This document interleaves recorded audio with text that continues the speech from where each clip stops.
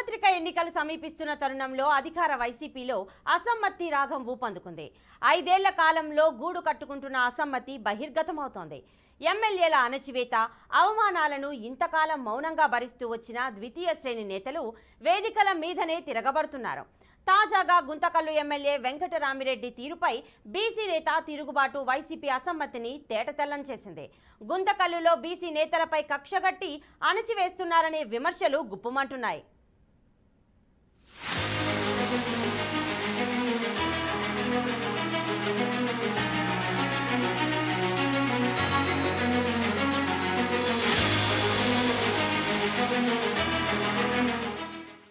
గుంతకల్లు నియోజకవర్గంలో అత్యధికంగా బీసీ సామాజిక వర్గాలు ఉన్నాయి. గత ఎన్నికల్లో వైసీపీ అభ్యర్థిగా పోటీ చేసిన వెంకటరామిరెడ్డి 45,000కు పైగా ఓట్ల మెజార్టీతో గెలుపొందారు. తొలిసారి వైసీపీ ఎమ్మెల్యేగా ఎన్నికైన వెంకటరామిరెడ్డి నియోజకవర్గంలోని గుంతకల్లు, గుత్తి, పామిడి మండలాల పరిధిలో పార్టీలో బలంగా ఉన్న బీసీ నేతలను వ్యూహాత్మకంగా దూరం పెడుతూ వచ్చారనే విమర్శలు ఉన్నాయి. ఎన్నికలకు ముందు, ఎన్నికల తర్వాత అన్న రీతిలో ఎమ్మెల్యే వ్యవహార శైలి, మాట తీరు మారిపోయిందనే వాదనలు ఉన్నాయి. పదవుల్లో ఉన్న బీసీ నేతలు స్వతంత్ర నిర్ణయాలు తీసుకునే అవకాశం లేదని, పదవులు ఉన్నా అధికార పెత్తనం మరొకరి చేతిలో రిమోట్ గా మారిపోయిందని ఆవేదన చెందుతున్న బీసీ సామాజిక వర్గం ప్రజా ప్రతినిధులు కొంతమంది పార్టీ వీడటానికి సిద్ధమైనట్లుగా తెలుస్తోంది.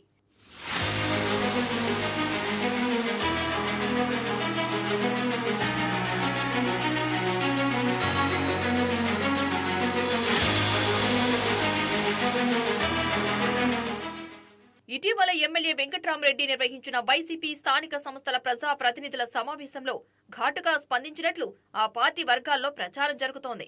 పార్టీలో ఉంటూ వెన్నుపోటు పొడవడం, ప్రతిపక్ష పార్టీకి సహకరించే పనులు చేస్తే సహించేది లేదని, అలా ఆలోచన చేసేవారు పార్టీ నుంచి వెళ్లిపోవాలని హెచ్చరించినట్లు ఆ పార్టీ నేతలు చర్చించుకుంటున్నారు. అయితే నియోజకవర్గంలో బీసీ సామాజిక వర్గం నేతలు ఎదగకుండా, స్వతంత్రంగా వ్యవహరించకుండా కట్టడి చేస్తూ రాజకీయంగా అణిచివేస్తున్నారనే విమర్శలు వెల్లువెత్తుతున్నాయి.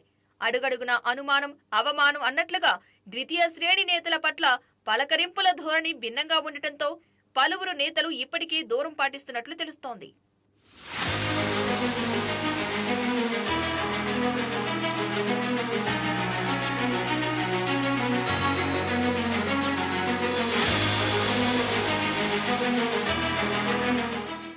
మరోవైపు గుంతకల్లు నియోజకవర్గాన్ని ఓ సెంటిమెంట్ వెంటాడుతోంది.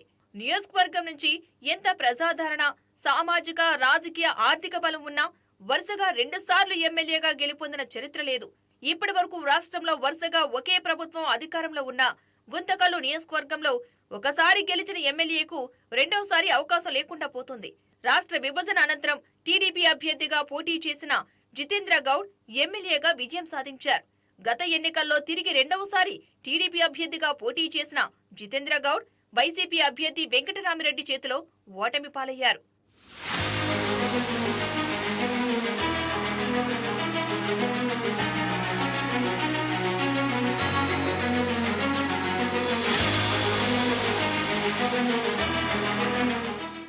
మరి ప్రస్తుత ఎన్నికల్లో వైసీపీ అభ్యర్థిగా ప్రస్తుత ఎమ్మెల్యే వెంకటరామిరెడ్డి రెండవసారి పోటీలో నిలుస్తారని ఆ పార్టీ నేతలు అంటున్నారు. వైసీపీ అధిష్టానం ఇప్పటి వరకు పూర్తి స్థాయిలో అభ్యర్థుల ఎంపిక, ప్రకటన చేయాల్సి ఉంది. ప్రస్తుత ఎమ్మెల్యే వెంకటరామిరెడ్డి వైసీపీ అభ్యర్థిగా పోటీ చేసి సెంటిమెంట్ను అధిగమిస్తారా లేదా అన్నది ఎన్నికల ఫలితాల వరకు వేచి చూడాలి.